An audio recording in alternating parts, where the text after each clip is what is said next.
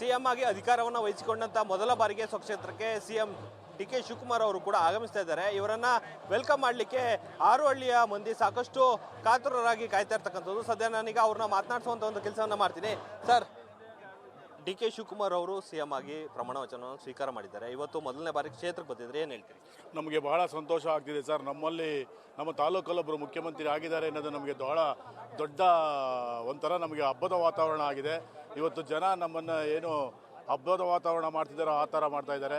ಅವರು ನಮ್ಮನ್ನು ಮರ್ತಿಲ್ಲ, ನಮ್ಮನ್ನು ಬಂದು ನಮಗೆ ವಿಷ್ ಹೇಳಿ ಹೋಗೋದಕ್ಕೆ ಬಂದಿದ್ದಾರೆ. ಅದು ಕೃತಜ್ಞತೆ ಮನೋಭಾವನೆ. ಯಾವುದೇ ಆದ್ರೂ ಒಬ್ಬ ಮನುಷ್ಯನಿಗೆ ಸಹಾಯ ಮಾಡಿದ್ರೆ ಒಂದು ಮತ್ತೆ ರಿಪೀಟ್ ಕೊಡುವಂಥದ್ದು ಕೃತಜ್ಞ ಭಾವನೆ ಇಟ್ಕೊಂಡಿದ್ದಾರೆ.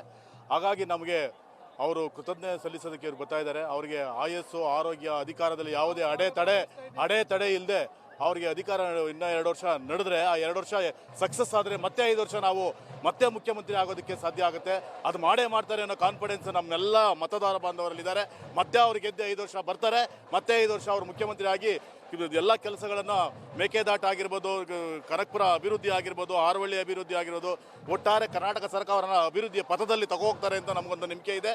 ಅದು ಭಗವಂತ ಅವರಿಗೆ ಒಂದು ಶಕ್ತಿ ಕೊಡಲಿ ಅಂತ ಈ ಮೂಲಕ ಎಲ್ಲರ ಪರವಾಗಿ ನಾನು ಕೇಳ್ಕೊತಾ ಇದ್ದೀನಿ ಸರ್.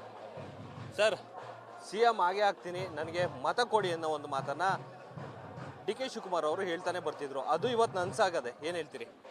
ಖಂಡಿತ ಡಿ.ಕೆ. ಶಿವಕುಮಾರ್ ಅವರು ಮಹಾನ್ ವ್ಯಕ್ತಿ, ಮತ್ತು ಅವರು ಕೆಲಸಗಳನ್ನು ಮಾಡ್ತಕ್ಕಂಥ ಕಾರ್ಯದಲ್ಲಿ ತುಂಬ ಮುಂಚೂಣಿಯಲ್ಲಿದ್ದಾರೆ. ಹಾಗಾಗಿ ಇವಾಗೇನು ನಮ್ಮ ಜನಗಳಿಗೆ, ನಮ್ಮ ದಕ್ಷಿಣ ಭಾರತದ ಜನಗಳು, ದಕ್ಷಿಣ ಕರ್ನಾಟಕದ ಜನಗಳಿಗೆ ಮಾತು ಕೊಟ್ಟಿದ್ರು, ನೀವು ಓಟ್ ಕೊಡಿ, ನನಗೆ ಪೆನ್ ಕೊಡಿ, ನಾವು ನಿನ್ಗೆ ಅಧಿಕಾರ, ನಾವು ಕೆಲಸ ಮಾಡ್ತೀನಿ ಅಂತ ಹೇಳಿದ್ರು. ಆ ಒಂದು ಸಮಯ ನಮ್ಗೆ ಇವಾಗ ಬಂದಿದೆ. ಹಾಗಾಗಿ ಇವತ್ತು ಏನು ಈ ರಾಜ್ಯದಲ್ಲಿ ಇರ್ತಕ್ಕಂಥ ಎಲ್ಲ ಅಭಿವೃದ್ಧಿ ಕೆಲಸಗಳನ್ನು ಅವ್ರು ಮಾಡ್ತಾರೆ ಅನ್ನೋ ಭರವಸೆ ನಮಗಿದೆ. ಅದರಲ್ಲೂ ಮುಖ್ಯವಾಗಿ ನಮ್ಮ ಕನಕಪುರ ಭಾಗಕ್ಕೆ ಉತ್ತಮವಾದ ಕೆಲಸಗಳನ್ನ ತರ್ತಾರೆ. ಮೇಕೆದಾಟು ಡ್ಯಾಮ್ ಆಗೋದಿದೆ, ಆ ಮೇಕೆದಾಟು ಡ್ಯಾಮ್ನ ನಾನು ಈ ವರ್ಷದಲ್ಲಿ, ಇವರ ಅಧಿಕಾರದಲ್ಲಿ ಮುಗಿಸ್ತಾರೆ ಅಂತ ಒಂದು ಕನಸಾಗಿದೆ. ಜೊತೆಗೆ ನಮ್ಮ ಕನಕಪುರ ಭಾಗದಲ್ಲಿ ಏನು ಮಳೆ ಜಲದ ಪರಿಸ್ಥಿತಿ ಆಗಿರೋದ್ರಿಂದ ಅಲ್ಲಿ ಕಾವೇರಿ ನದಿಯಿಂದ ನೀರು ತಂದು ಎಲ್ಲ ಹಳ್ಳಿಗಳಿಗೆ ಕುಡಿಯೋ ನೀರನ್ನು ಕೊಡ್ತೀವಿ ಅನ್ನೋ ಒಂದು ಮಾತು ಕೊಟ್ಟಿದ್ದಾರೆ. ಅದನ್ನು ಸಹ ಈಡೇರಿಸ್ತಾರೆ ಅಂತ ಈ ಸಮಯದಲ್ಲಿ ಹೇಳಕ್ಕೆ ಇಷ್ಟಪಡ್ತೀನಿ. ಸರ್, ಈಗ ಪೆನ್ನು ಪೇಪರ್ನ ಕೇಳಿದ್ರು, ಕೊಟ್ಬಿಟ್ಟಿದ್ದಾರೆ. ಏನೇನೆಲ್ಲ ಅಭಿವೃದ್ಧಿ ಬಯಸ್ತಾ ಇದ್ದೀರಿ? ಅಭಿವೃದ್ಧಿ ಮೇಕೆದಾಟು ಅಣೆಕಟ್ಟೆ ಆಗಬೇಕು, ಹಳ್ಳಿ ಕುಡಿಯೋ ನೀರು ಆಗಬೇಕು, ನಮ್ಮ ಹಾರೋಹಳ್ಳಿ ಗಂಟ ಮೆಟ್ರೋ ವಿಸ್ತರಣೆ ಆಗಬೇಕು, ಮೊನ್ನೆ ಅನೇಕ ಯೋಜನೆಗಳಿದ್ದಾವೆ.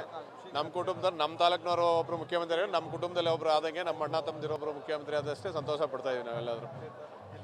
ಇದಲ್ಲದೆ ಸಾಕಷ್ಟು ಅಭಿವೃದ್ಧಿಯಲ್ಲಿ ಹಿಂದೆ ಉಳಿದಿದೆ ರಾಮನಗರ ಜಿಲ್ಲೆ ಅನ್ನೋದು ಈ ಹಿಂದೆಯಿಂದನೂ ಕೂಡ ಬರ್ತಾ ಇತ್ತು. ಈಗ ಬೆಂಗಳೂರು ದಕ್ಷಿಣ ಮಾಡಿದ್ದಾರೆ. ಅಭಿವೃದ್ಧಿ ಪಥದಲ್ಲಿ ಯಾವ ರೀತಿ ಆಗಬೇಕು ಅನ್ನೋದು ನಿಮ್ಮ ನಿರೀಕ್ಷೆ? ಸರ್, ನಮ್ಮ ನಿರೀಕ್ಷೆ ಇವಾಗ ಬೆಂಗಳೂರು ದಕ್ಷಿಣ ಮಾಡೋದವರು ಇಡೀ ಇಂಟರ್ನ್ಯಾಷನಲ್ ಬೆಂಗಳೂರು ಅಂದರೆ ಗೊತ್ತಾಗ್ತದೆ. ರಾಮನಗರ ಜಿಲ್ಲೆ ಅಂದರೆ ಯಾರು ಗೊತ್ತಾಗಿರಲ್ಲ. ನಮ್ಮ ಬೆಂಗಳೂರು ದಕ್ಷಿಣ ಜಿಲ್ಲೆ ಮಾಡೋದ್ರ ಸಹಿತ ಇಡೀ ವರ್ಲ್ಡಲ್ಲಿ ನಮ್ಮ ಹೆಸರು ಬೆಂಗಳೂರು ದಕ್ಷಿಣ ಗೊತ್ತಾಗ್ತದೆ. ನಮ್ಮ ಹಾರೋಹಳ್ಳಿ ಹೊಸದಾಗಿ ತಾಲೂಕು ಮಾಡಿದ್ದಾರೆ. ಇದನ್ನು ಅಭಿವೃದ್ಧಿ ಮಾಡಬೇಕು ಅನ್ನೋದು ಒಂದು ಕನಸು ಕಾಣ್ತಾ ಇದ್ದೀವಿ. ಅವ್ರು ಪೆನ್ನು ಪೇಪರ್ ಕೇಳಿದರೆ ನಾವು ಕೊಟ್ಟಿದ್ದೀವಿ. ಅದನ್ನು ಅಭಿವೃದ್ಧಿ ಮಾಡ್ತಾರೆ ಅನ್ನೋ ನಮ್ಗೆ ನಂಬಿಕೆ ಇದೆ. ಸರ್, ಮುಂದೆ ಇನ್ನೂ ಕೂಡ ಹಾರೋಹಳ್ಳಿ ಭಾಗದಲ್ಲಿ ಕ್ಷೇತ್ರದಲ್ಲಿ ಯಾರು ನಿಂತು ಗೆಲ್ಲಬೇಕು ಅನ್ನೋದು, ಇದು ಒಂದು ಕ್ಷೇತ್ರ ಆಗಬೇಕು ಅನ್ನೋದು ಏನಾದ್ರು ಬಯಸ್ತಾ ಇದ್ದೀರಾ? ಹೀಗೆ ಇಲ್ಲ ಸರ್, ಕ್ಷೇತ್ರ ಅವ್ರದ್ದೇನೆ, ಕ್ಷೇತ್ರ ಅವರೇ ಗೆಲ್ಲೋದು ಇಲ್ಲಿ. ಇದಿಷ್ಟು ಇಲ್ಲಿಯ ಜನತೆಯ ಮಾತಾಗಿರ್ತಕ್ಕಂಥದ್ದು. ಅವರಿಗೆ ಈಗಾಗಲೇ ಅಧಿಕಾರ ಕೂಡ ಸಿಕ್ಕಿದೆ. ಅದರ ಜೊತೆಗೆ ಇನ್ನೂ ಕೂಡ ಮಂದಿ ಇದ್ದಾರೆ. ನಾನು ಅವ್ರನ್ನ ಮಾತನಾಡಿಸುವಂಥ ಕೆಲಸವನ್ನ ಮಾಡ್ತೀನಿ. ಸರ್, ಇವತ್ತು ಅಭಿವೃದ್ಧಿ ಪಥದಲ್ಲಿ ಯಾವ ರೀತಿ ಕೆಲಸಗಳಾಗಬೇಕು ಅಂತ ನಿರೀಕ್ಷೆ ಇದೆ? ಇದು ಕನಕಪುರ 4 ತಾಲೂಕು ಜಿಲ್ಲೆಯಲ್ಲಿ 4 ತಾಲೂಕು ರಸ್ತೆಗಳು, ನೀರಾವರಿ, ಮೇಕೆದಾಟು ನಮಗೆ ಬರ್ತದೆ. ಇಷ್ಟು ಮೆಡಿಕಲ್ ಕಾಲೇಜ್ ಒಂದು ಓಪನ್ ಆಯ್ತಾ ಇದೆ ಕನಕಪುರದಲ್ಲಿ. ಇದೇ ಥರ ಎಲ್ಲ ಅಭಿವೃದ್ಧಿ ಕೆಲಸ ಮಾಡ್ತಾರೆ ಅಂತ ನಮ್ಗೆ ನಂಬಿಕೆ ಇದೆ. ತಾಲೂಕು ಆಫೀಸ್ ಮರಳವಾಡಿಲೊಂದು ಕಟ್ತಾವ್ರೆ, ಅದು ಅರ್ಧ ಆಗದೆ, ಪೈಪ್ಲೈನ್ ಉಣ್ತಾವ್ರೆ. ಇವಾಗ ನಮಗೆ ಈಗ 3 ವರ್ಷದಿಂದ ಮಾಡ್ತಾಯಿದ್ದು ಕೆಲಸ ಮುಂದೆ 10 ವರ್ಷದಿಂದ ಅವ್ರು ಯಾರೂ ಮಾಡಲಿಲ್ಲ ಅಂಥ ಕೆಲಸ ಮಾಡ್ತಾವ್ರೆ. ನಮಗೆ ಯಕ್ಬಲ್ ಅವರು, ನಮಗೆ MLA ಶಿವಕುಮಾರ್ ಕೈ ಕೆಳಗಿದ್ದಾರೆ. ಅವರು ಎಲ್ಲ ಸೇರಿ ನಮ್ಮ ಕೆಲಸ ಮಾಡ್ತಾವ್ರೆ. ಆದರೆ ನಮಗೆ ಒಳ್ಳೆ ಅನುದಾನ ಕೊಡ್ತಾರೆ. ಈಗ ನಾವು ಹೋಗ್ತೀವಿ, ಇನ್ನೊಂದು 10 ದಿನ ಬಿಟ್ಕೊಂಡು ರೋಡ್ಗಳಿಗೆಲ್ಲ ಅನುದಾನ ಕೊಡಿ ಅಂತ CM ಹತ್ರ ಹೋಗಿ ಮಾತಾಡ್ತೀವಿ.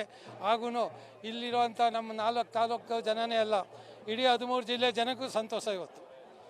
ಸರ್, ಈಗ ಹಾರೋಹಳ್ಳಿ ತಾಲೂಕಾಗಿ ವಿಂಗಡಣೆ ಆಗಿದೆ. ಈಗ ಏನಾದ್ರು ಕ್ಷೇತ್ರ ಆಗಿ ಇಲ್ಲಿಂದ ಒಬ್ರು MLA ಹೋಗ್ಬೇಕು ಅನ್ನೋದು ನಿರೀಕ್ಷೆ ಏನಾದ್ರು ಇದೆಯಾ? ಕ್ಷೇತ್ರ ಮಾಡ್ಬೋದಾಗಿತ್ತು. ಮೊನ್ನೆ ಪಾರ್ಲಿಮೆಂಟಲ್ಲಿ ಬಿದ್ದೋಯ್ತಲ್ಲ, ಮತ್ತೆ ಮಾಡಬೇಕು ಅಂದ್ರೆ ತಿರ್ಗಾಲದಲ್ಲಿ ನಡೆಯಬೇಕಲ್ಲ. ಮೊನ್ನೆ ಪಾರ್ಲಿಮೆಂಟ್ಗೆ ಮತ ಹಾಕಿದ್ರಲ್ಲ, ಮತ ಹಾಕ್ದಾಗ ಬಿದ್ದೋಯ್ತು. BJP ಮತ ಹಾಕ್ಸಿದ್ರು, ಕಾಂಗ್ರೆಸ್ನವರು ಬೇರೆ ಪಾರ್ಟಿಯವ್ರು ಮತ ಹಾಕಲಿಲ್ಲ, ಬಿದ್ದೋಯ್ತು. ತಿರ್ಗಾ ಅದನ್ನ 6 ತಿಂಗಳು 6 ತಿಂಗಳು ಮುಂದೆ ಮಾಡುವಂಗಿಲ್ಲ. 6 ತಿಂಗಳಿಗೆ ಏನಾರು ಮಾಡಿ ಆದರೆ ಆಯ್ತದೆ, ಇಲ್ಲ ಅಂದರೆ ರಾಮನಗರ ಕ್ಷೇತ್ರನೇ. ಇದಿಷ್ಟು ಇಲ್ಲಿಯ ಜನರ ಮಾತಾಗಿರ್ತಕ್ಕಂಥದ್ದು. ಸಾಕಷ್ಟು ಅಭಿವೃದ್ಧಿ ಕೆಲಸಗಳನ್ನ ಮಾಡಬೇಕು ಅನ್ನೋ ಒಂದು ನಿರೀಕ್ಷೆಯಲ್ಲಿ ಇಲ್ಲಿಯ ಜನರು ಕೂಡ ಇರ್ತಕ್ಕಂಥದ್ದು. ಕ್ಯಾಮ್ರಾಮನ್ ನವಿರಾಜ್ ಜೊತೆ Mohan, news first, Arohalli. News first ನಿರ್ಭೀತಿಯಿಂದ ನಿಮ್ಮ ಪರವಾಗಿ.